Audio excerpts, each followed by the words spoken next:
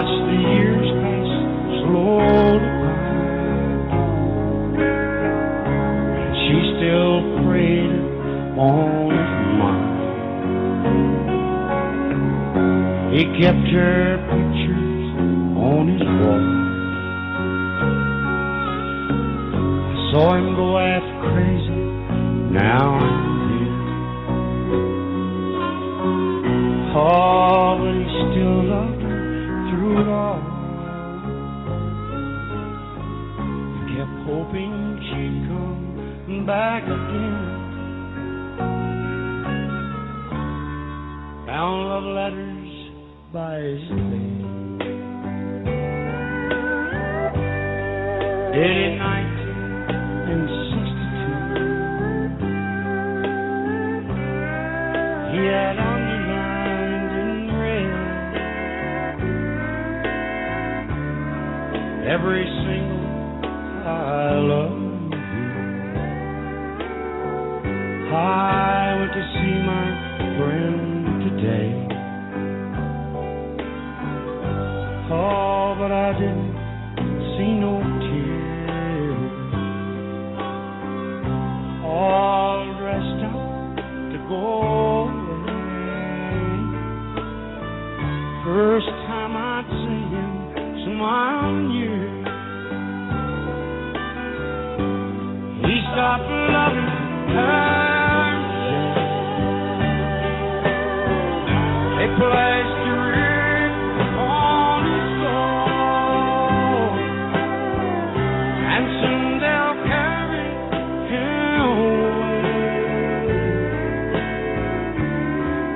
He stopped loving her today. The week that was.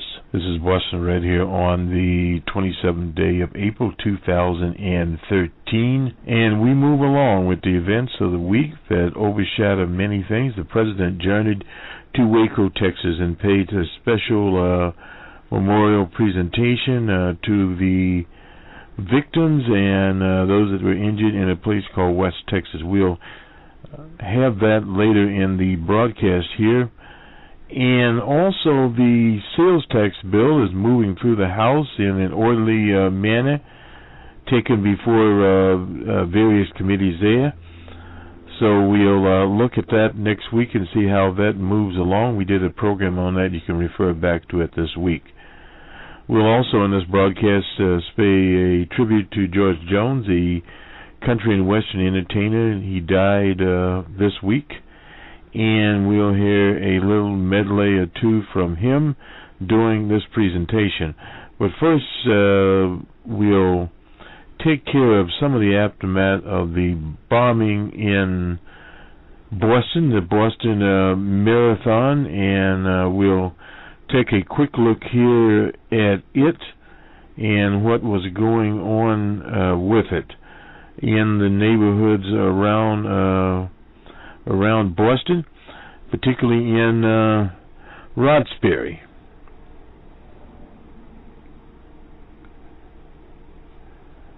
We hear from this is the final call. They committed a horrendous act and need to be hunted down. That was Frank Blue, a local educator, told the final call. While standing at a memorial with his 16-year-old son, he felt President Obama's address earlier in the day and the ecumenical service held at the Cathedral of the Holy Cross brought comfort to the city. We were resilient, as the Blue said. A typical day in Roxbury, the talk on the streets in a predominantly African-American neighborhood of Roxbury concerned the massive manpower hunt used to hunt down the duo, the manhunt locked down Boston and neighboring townships. The Massachusetts governor, Deval Patrick, who's an African-American, issued a sheltering order from 9 a.m. on April 19th that required Bostonians to stay in their homes. According to ISH research forum and the RAND Corporation, the one-day shutdown may cost Boston from $250 to $333 million. Some economists predict the cost to Massachusetts taxpayers for law enforcement overtime could reach into the million. No doubt it will reach into the million. And I observed African people in Roxbury going to the mall, shopping, and talking on street corners, attending their daily business. That is Saniki Hubana, a grassroots activist and founder of the Buyer Leadership Circle. I felt comfortable with the knowledge that the Boston police were so focused on the bombing suspects in Watertown that it minimized chances of me being racially profiled and arrested at least one day. That from Mr. Quaban. He wrote that on his blog. And another well-known activist, Jahan Crawford, and a former National Minister of Information for the New Black Panther Party and publisher of the Black Bostonian newspaper, told the Final Call. In Roxbury, there was no disruption of anything, except you couldn't go downtown because the T was shut down, stores were open, and the Dominican cabs were rolling as usual. The T, that's the public transportation system in Boston, was closed during the stay-in order. He felt concerned for elderly, like his 87-year-old grandmother who lives in Roxbury, and she often needs medical assistance, and the inability to easily move about in the city worried him. The stay-in-place order concerned disaster preparedness activists in Boston, New York. I've been talking about these types of things for the past 19 years, and our people aren't listening. That is Minister General Ahmed told the Final Call during the national black radio show on Boston's WRBB-FM.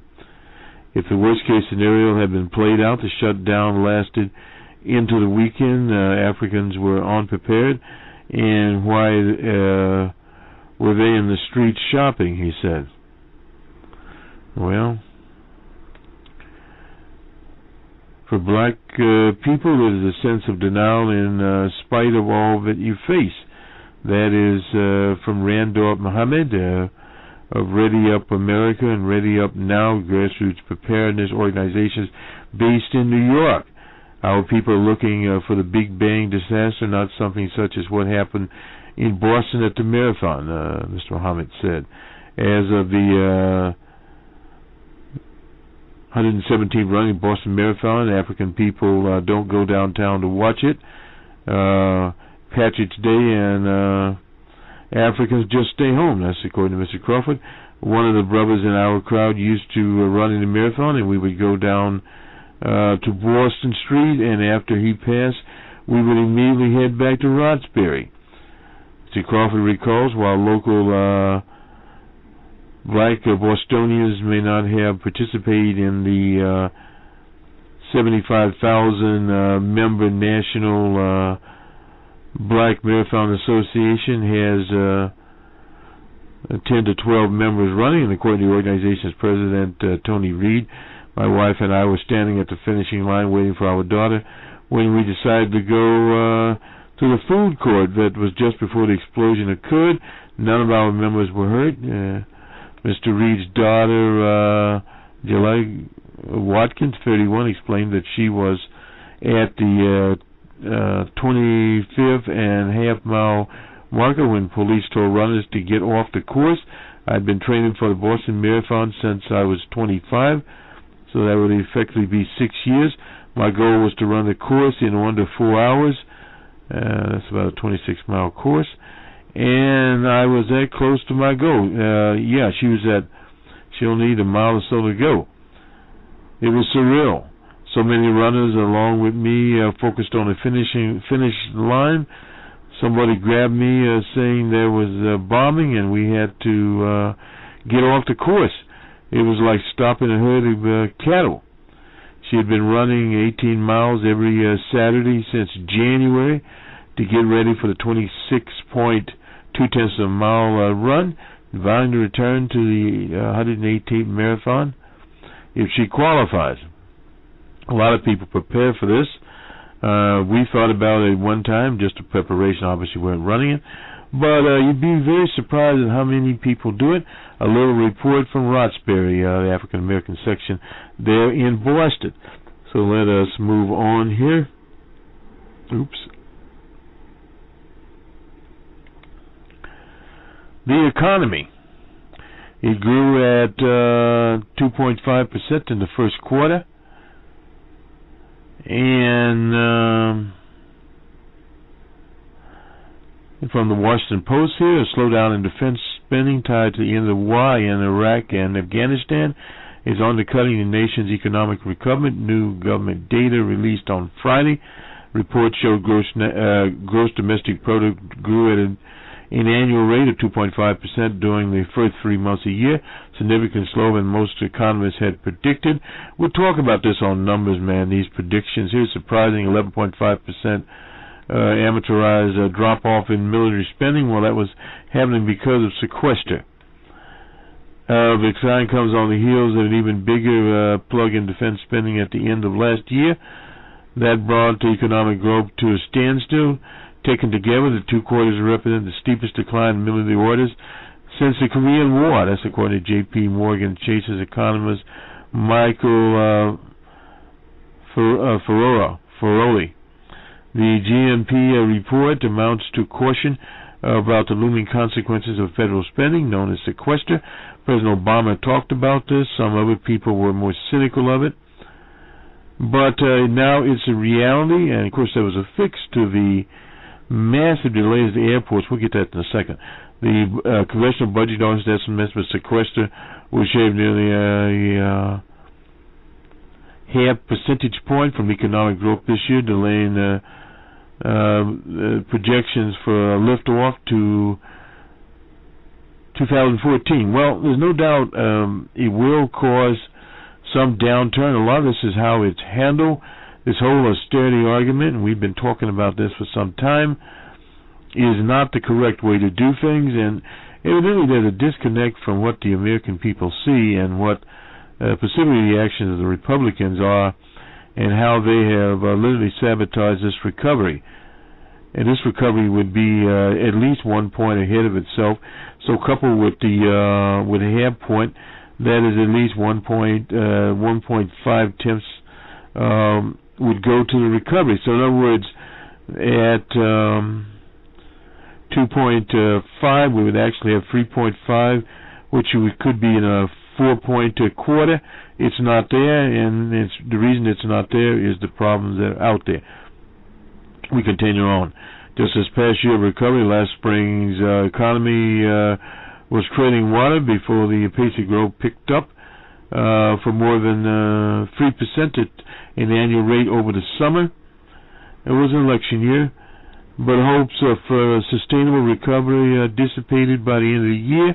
Well, a lot of that was caused by sequester and the pessimism from the campaign itself. Remember, Q4 was running through September, through early November, and that was when you had Willard Romney going around spewing pessimism all over the country.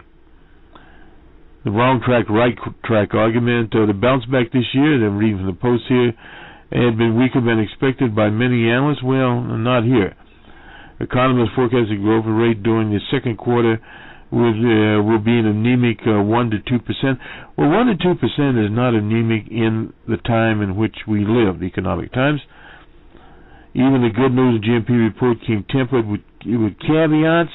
The biggest single driver of growth during the first quarter was the surge in business inventories, contributing 1% point of growth. The economists have been Herzl of macroeconomic advisors there of St. Louis noted that most of the stockpiling was done in January. Consumer spending was also strong during the first quarter, rising to 3.2%. Analysts attribute the jump to large number